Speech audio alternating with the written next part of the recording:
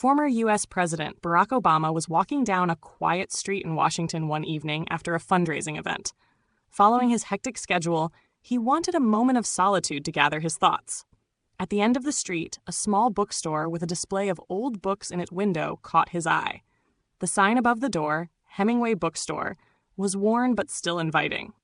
When Obama stepped inside, the distinct aroma of aged books greeted him. The shelves were lined with antique volumes, some so old they seemed to defy the passage of time.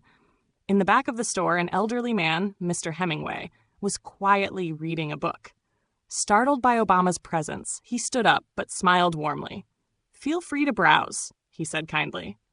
As Obama wandered through the shelves, his attention was drawn to a dusty corner where a leather-bound book with an old seal stood out.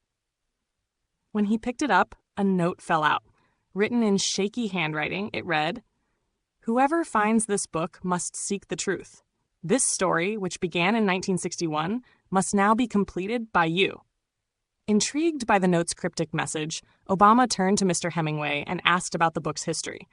The elderly man hesitated at first, but then took a deep breath and began to explain.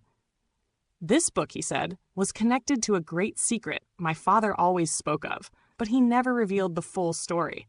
The map inside the book might lead to that truth." Inside the book, there was indeed a hand-drawn map. It pointed to an old university library.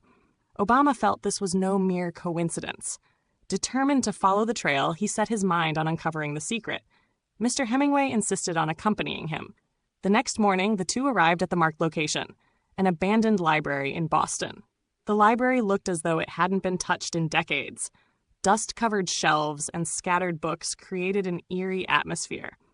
Following the map, they found a hidden compartment beneath an old desk. When they opened the compartment, they discovered aged documents, photographs, and a journal.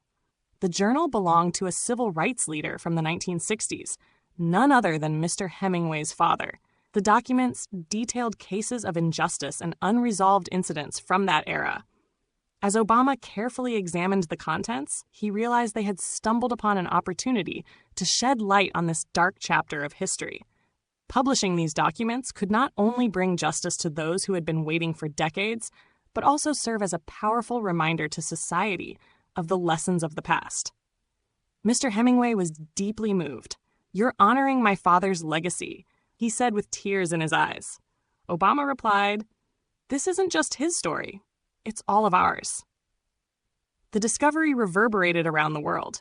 In a public address, Obama recounted the journey and emphasized the importance of confronting history and understanding how it continues to shape the present. The bookstore became more than just a shop.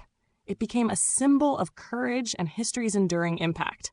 Thus, the small bookstore's secret emerged from the depths of the past, inspiring the future.